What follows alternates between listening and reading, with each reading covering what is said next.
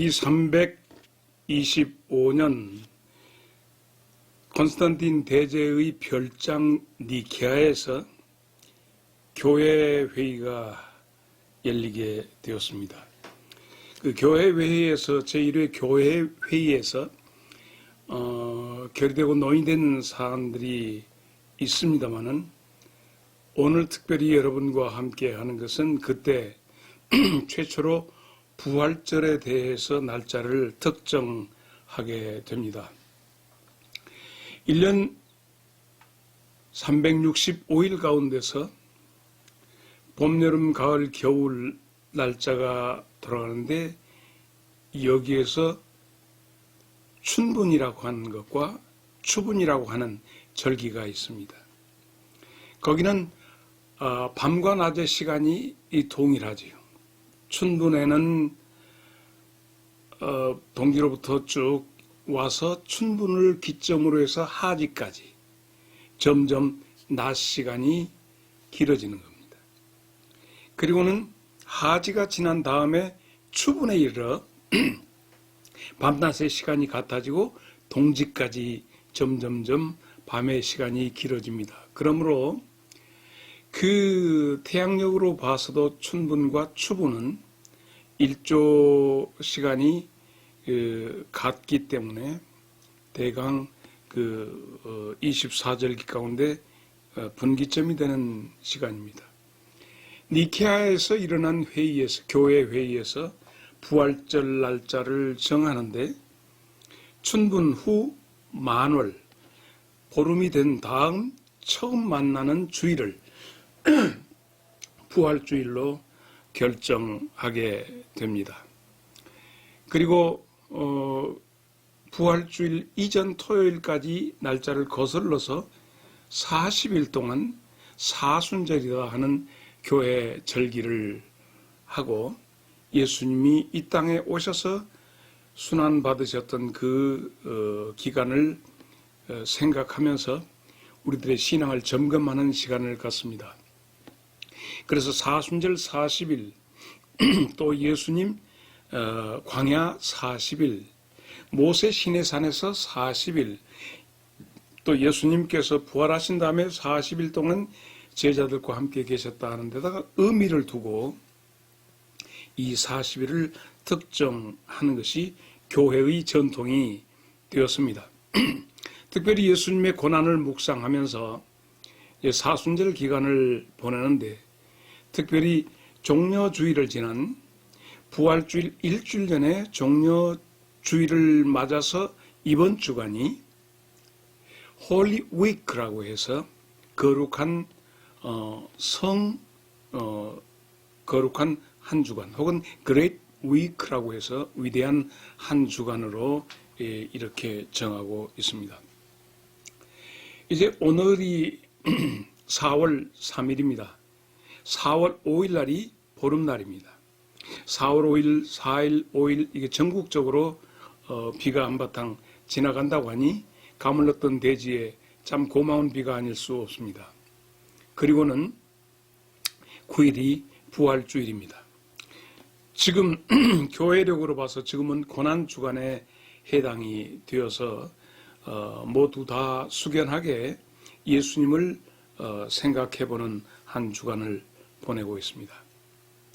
나는 여러분과 함께 지난 주간에 말씀의 오솔길을 걸으면서 하나님이 택하신 자에 대한 그런 말씀을 어떤 삶을 살아야 하는가, 하나님이 택하신 자들은 어떤 사람일까라고 하는 것을 말씀을 통해서 생각해 보았습니다. 마태복음 22장 1절로 14절에 있어진 말씀을 통해서 특별히 14절의 마침의 말씀 가운데서 청함을 받은 자는 많되 택함을 입은 자는 적으니라, 이런 말씀을 하고 말씀이 맞춰지는 것을 봅니다. 그래서 우리는 청한 자의 반열보다 택하심을 받은 자의 반열에 들고자 하는 것이 한 주간의 기도의 제목이었습니다. 그래서 오늘 조금 더 한 걸음 더 들어가서 말씀에 다가서는 오솔길이 되었으면 하는 마음을 갖습니다.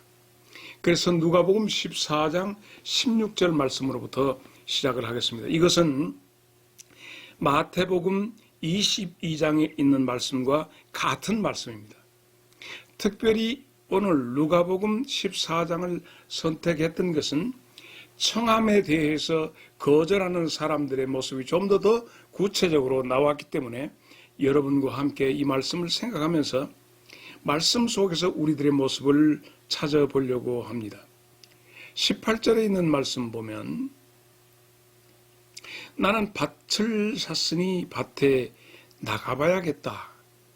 그 양해해 주기를 바란다. 이렇게 말씀이 되고 있습니다. 나가서 밭을 둘러봐야겠다. 밭을 매입해서 자기 이름으로 등기하고 자기의 소유가 된 자기의 소유를 둘러보는 그 즐거움이 이루 말할 수가 없지요.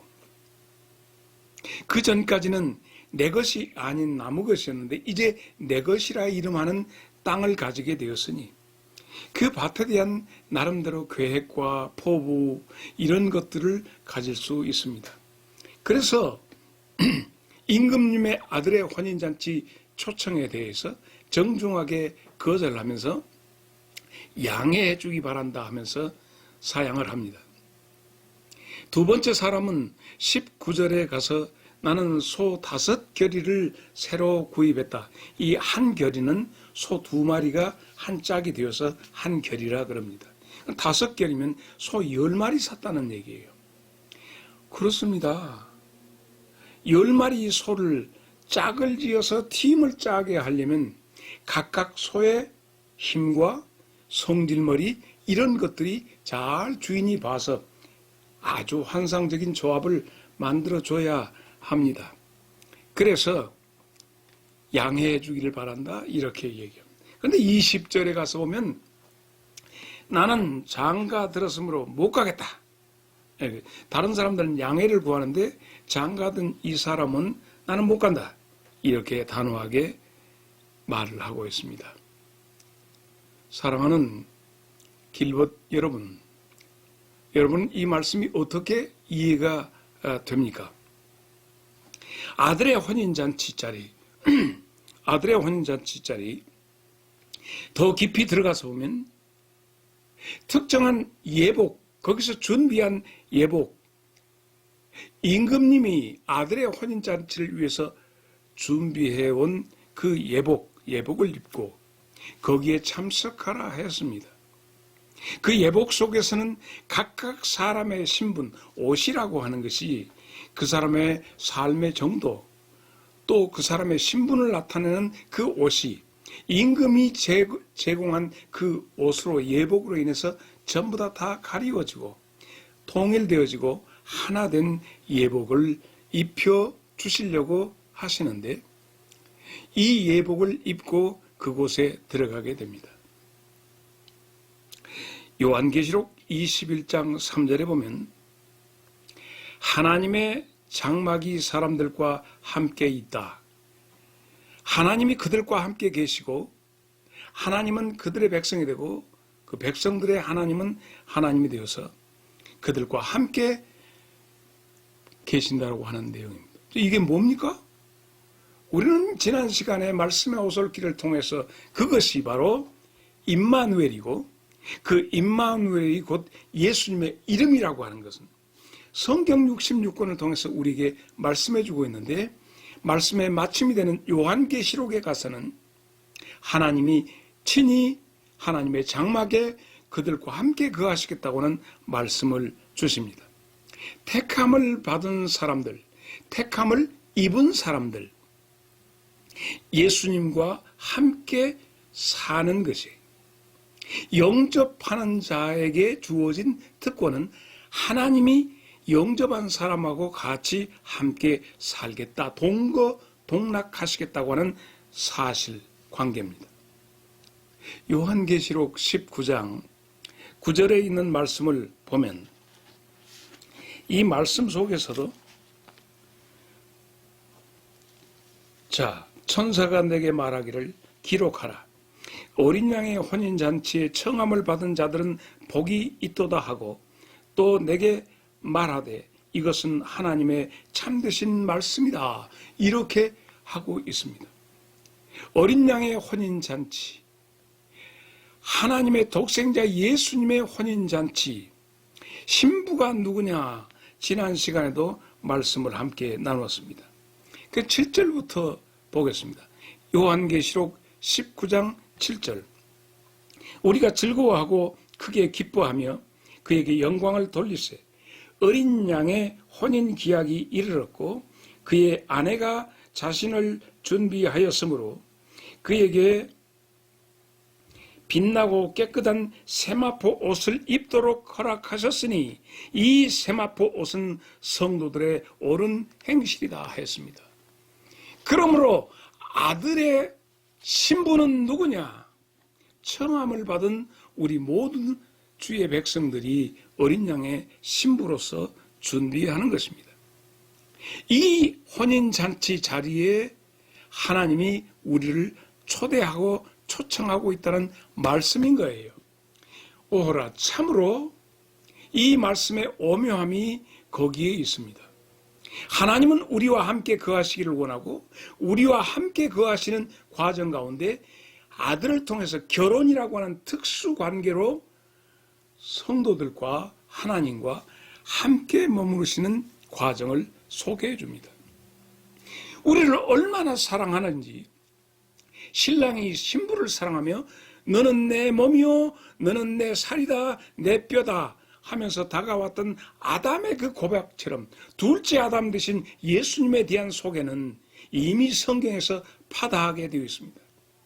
왜 우리는 예수님이 우리의 신랑 되신다고 하는 사실에 대해서, 그리고 그것이야말로 우리가 하나님께서 우리 예복 입혀서 결혼식장에서 함께 등장하게 하신다고 하는 것, 아담의 손을 이끌어 하와에게 데리고 가셨던 하나님의 아름다운 영적인 섭리가 오늘 우리들에게도 함께 하고 있습니다. 그런데 중요한 것은 이 청함에 거절을 한다 하는 것을 정말 슬프게도 예수님께서 우리들에게 성경을 통해서 밝히 보여주고 있습니다. 왜 청함받은 사람들이 택함의 자리에 이르지 못하는가? 첫째, 다른 잔치 자리가 그들에게 있기 때문입니다. 그 다른 잔치 자리는 뭐냐? 나는 내 잔치 자리는 밭을 샀다라고 합니다. 자기 밭을 샀다고 하는 것이에요. 내 이름, 내 문서, 내 소유, 이 소유의 즐거움. 그리고 이 밭을 경작할 때 무엇을 심을까? 종자 결정하고 어떻게 심을까? 심는 방법, 흩어뿌리 말까? 줄뿌리 말까? 그 각각, 그러면 어떤 씨를 어떻게 뿌릴까? 두둑을 어떻게 할까? 물 빠짐을 어떻게 하며 여기에 대해서 생각하고 비료는 어떤 비료가 좋을까? 영농 계획을 많이 세워. 이왕이면 농사지니까 농협에도 이번에 회원 가입을 해야겠다 하고 얼마든지 자기의 잔치, 거기서 자라는 여러 곡식들이 막 자라서 너울거리는 모습을 보면 이 세상 그 누구도 부럽지 않을 만큼 자기의 잔치자리가 어디냐고요? 하나님의 외아들 독생자 예수님의 신부됨보다도 그게 더 재미있다는 얘기입니다. 이 잔치자리. 두 번째 잔치자리는 뭐냐? 소를 5겨리를 새로 구입했다는 거예요. 그러면 어떻게 보면 밭을 일구기 위해서 가장 필요한 것일 수도 있습니다. 소라고 하는 경작하는 데 필요 도구로서 이것을 준비했는데 그놈들마다 효과적으로 영농할 수 있도록, 경작할 수 있도록, 기경할 수 있도록 모든 것에 대해서 그것을 가지고 시험해서 이것하고 저 9번째 그놈하고 짝을 지면 아주 잘 되겠다. 얼마나 많은 이리저리 시범도 해보고 얼마나 재미있겠습니까? 그리고 소 미물이지만 성질머리가 달랐어. 이것을 자기의 직장에도 비유해 볼 수 있어. 사업에다도 비유할 수 있습니다. 점점 이번에 인수합병해서 어느 회사를 내가 했는데 거기에 직원들이 얼마나 있는데 이것들을 어떻게 효과적으로 설계부 무슨 부 나 지금 신앙생활 예수님 만나는 거 이게 무엇을 말하는가? 자기의 잔치자리를 말하고 있습니다. 더 나가서 나는 장가 들었다. 어떻게 하면 아내를 기쁘게 할까? 사도 바울의 말처럼 어떻게 하면 남편을 기쁘게 할까? 아내를 기쁘게 함이 나의 즐거움이다. 이 잔치입니다. 충분히 육적으로 혼적으로 우리의 즐거움의 잔치는 얼마든지 있을 수 있습니다. 부자이기 때문에 가능할까요? 아니요. 얼마든지. 아침에 눈을 떠서 우리가 저녁에 잠들 때까지 우리는 끊임없이 이 잔치를 생각하고 기획하고 진행합니다. 아침에 직장이 없는 사람도 잔치를 준비합니다. 오늘 날도 좋은데 친구 누구누구하고 해서 점심시간에 어디 맛있는 집에 가서 곰탕이나 한 그릇 할까? 냉면집이 있다는데 어느 집에 이래서 즐거움을 찾습니다. 있는 자나 없는 자나 물질이 있든지 없든지 간에 모든 인생은 자기의 잔치 자리를 가지고 있습니다. 이번에 강남 한복판에서 3인조 납치 살인 사건이 있었습니다. 42시간 만에 잡혔습니다. 이들이 추구했던 것은 오늘 말씀으로 비춰보면 자기 잔치자리 비용 조달을 위해서 한 여성을 잡아가지고 30대 3명의 건장한 젊은이들이 가상화폐를 가지고 있다라고 하는 그런 정보를 가지고 그 여자를 밤늦게까지 추적해서 그 여자를 죽이고 자기들의 잔치 비용을 마련했습니다. 생존 경쟁에 긴박하게 돌아가는 현실 속에서 모두가 다 자기 잔치자리에서 거슬리면 조폭들도 자기 잔치 지역에서 하면 경계 문제에서 싸움도 일어나지 않습니까? 권력의 물질 모든 문제 인간관계에서 적어도 내가 누리는 내 잔치의 영역에 누가 끼어들면 불쾌하고 그래서 싸움이 일어납니다. 오늘 우리는 두 번째 어떤 잔치 자리를 계획하고 있는가?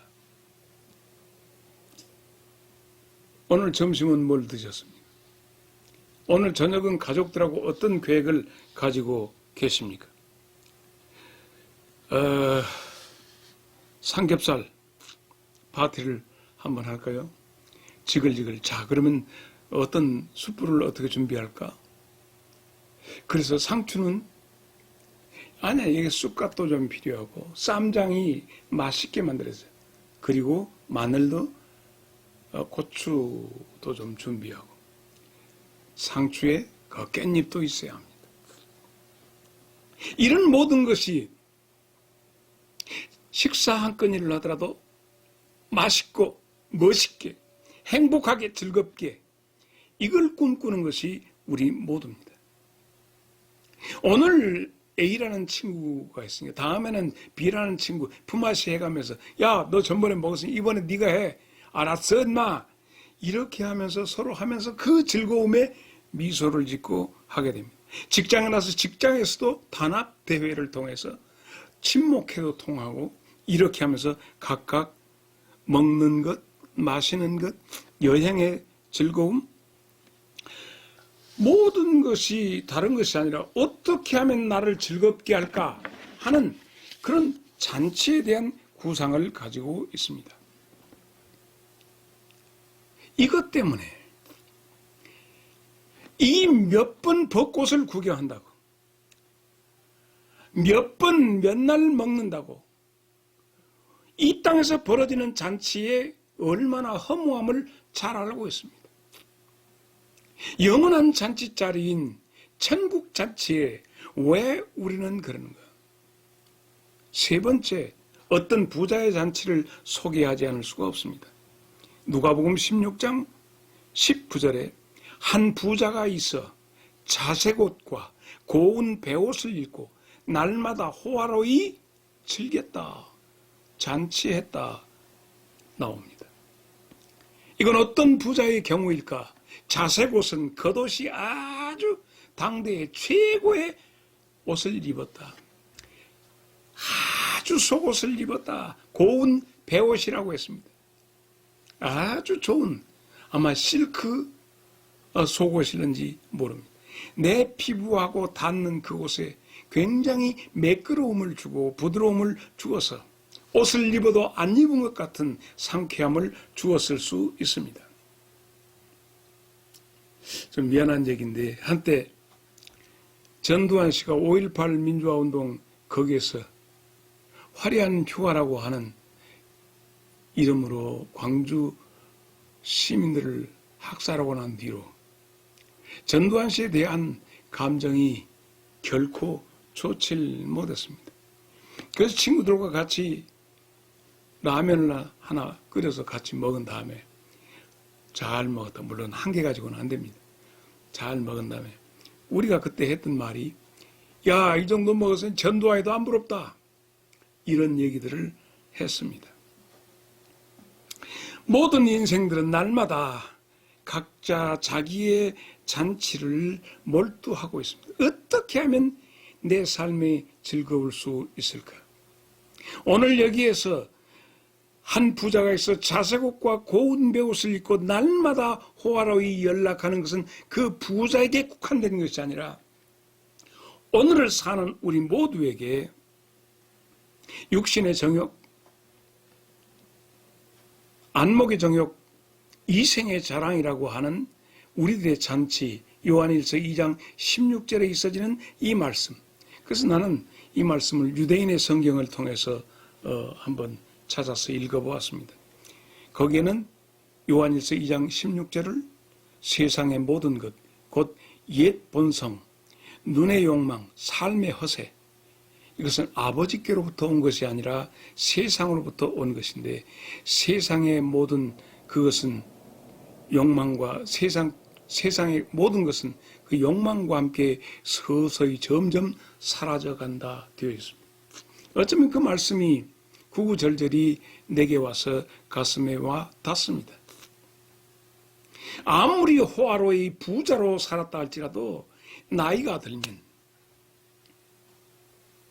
있는 자나 없는 자나 일반이다. 배운 자나 안 배운 자가 다 일반이다. 산 자나 죽은 자가 일반이다. 남편이 있는 자나 없는 자가 일반이다. 산에 있는 자나 방에 있는 자나 일반이다라고 하는 그런 말이 있습니다. 세상과 함께 점점 사그러져가는 잔치에 지금 집중하고 있습니다. 강남 한복판에서 일어난 42시간짜리 42시간 동안의 그 세 청년들의 잔치 비용 마련. 오늘 예수님의 말씀에 집중을 해 보십시다. 누가복음 16장에 있는 그 내용은 불의한 관리자, 청지기, 그 청지기의 지혜로운 처신에 대해서 예수님이 해주신 말씀입니다. 어떤 부자가 총 지배인을 고용했는데 그 지배인에 대한 투서가 들어옵니다.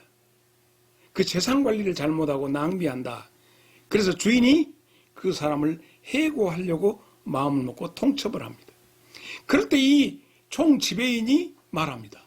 내가 꽁이를 들고 또랑을 파자니 힘이 없고 가서 빌어먹자니 부끄럽구나.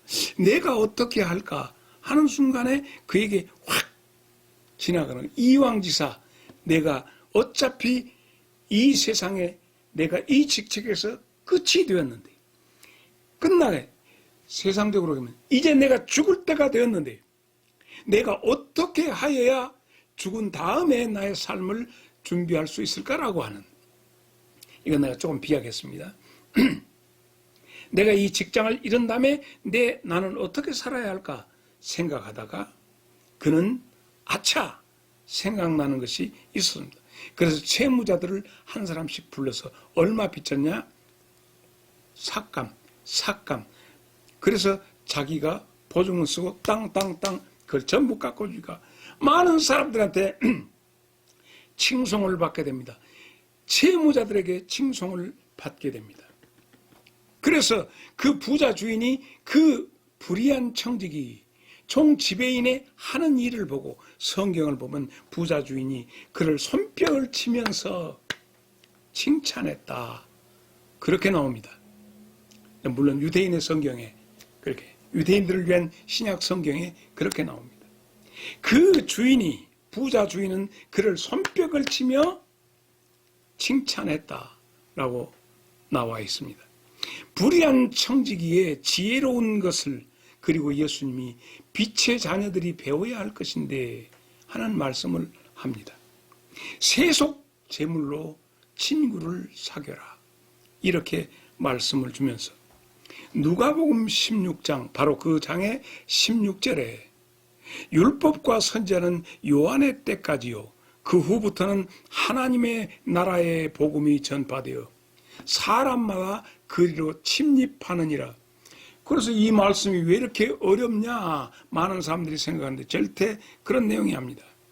그 내용이 모든 사람이 들어가려고 천국에 들어가려고 밀어붙이고 있다. 이렇게 성경의 번역은 그렇게 됩니다. 그러면서 오늘 본문에 나온 부자의 자색옷과 고운 베옷과 그리고 호화로이 날마다 연락한다고 하는 내용이 거기서 예수님이 하신 말씀입니다. 그러면서 부자와 거지 나사로에 대한 말씀을 주시고 계시는데 부자는 날마다 아까 말씀드린 것처럼 파티의 삶을 살고 있었습니다.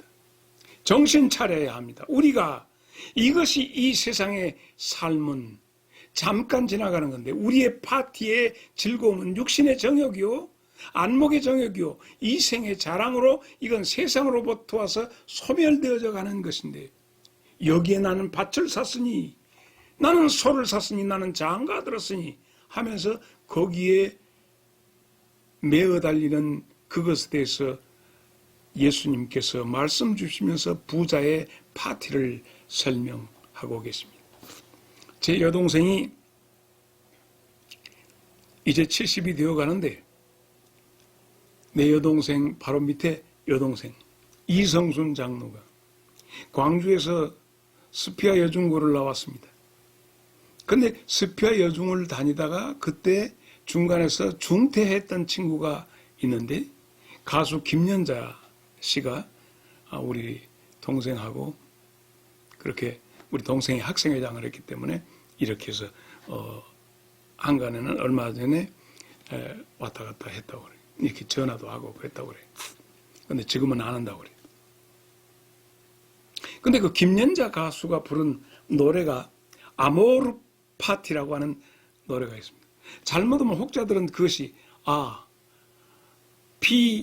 PARTY 파티 이걸로 생각하고 계신데 이 아모르 파티는 그 PARTY 파티가 아니라 AMORFATI 아모르 파티라고 라틴어입니다. 라틴 말로 이 말은 뭐냐? 아모레는 사랑이란 뜻입니다. 여기서 파티라고 하는 것은 무엇이냐? 운명이라는 얘기예요. 운명적인 사랑을 말하는데 이 말을 누가 사용했느냐?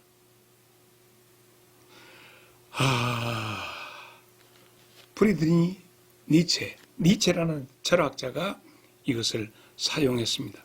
운명을 사랑하라 하는 말로 번역하기도 합니다. 이 니체는 쇼펜하우어의 글에 큰 감명을 받은 사람이요. 바그너의 음악을 그렇게 좋아했다고 합니다. 교분도 바그너와 가졌고. 아모르 파티를 얘기했던 그 니체는 말합니다. 신은 죽었다고.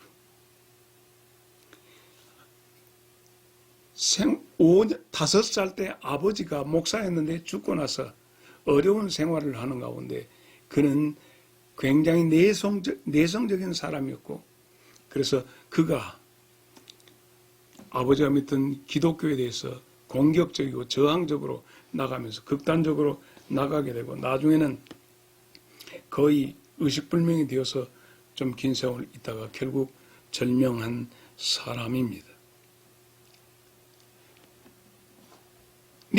니체도 그 잔치 자리에서 벗어나질 못했고, 우리가 하는 육적인 잔치, 혼적인 잔치, 우리는 과연 어떤 잔치 속에 있는가 하는 얘기. 내가 아모르 파티 김연자 가수 이 얘기를 하다 보니까 이렇게 되었는데, 그 파티하고 파티는 다릅니다만은 어떻게 보면 우리는 우리의 삶은 파티의 영속적인 그런 추구가 있습니다. 그래서 우리는 택한 자의 삶이 되려면, 어린 양의 신부로서의 삶이 되고자 한다면 파티 장소를 옮겨야 합니다.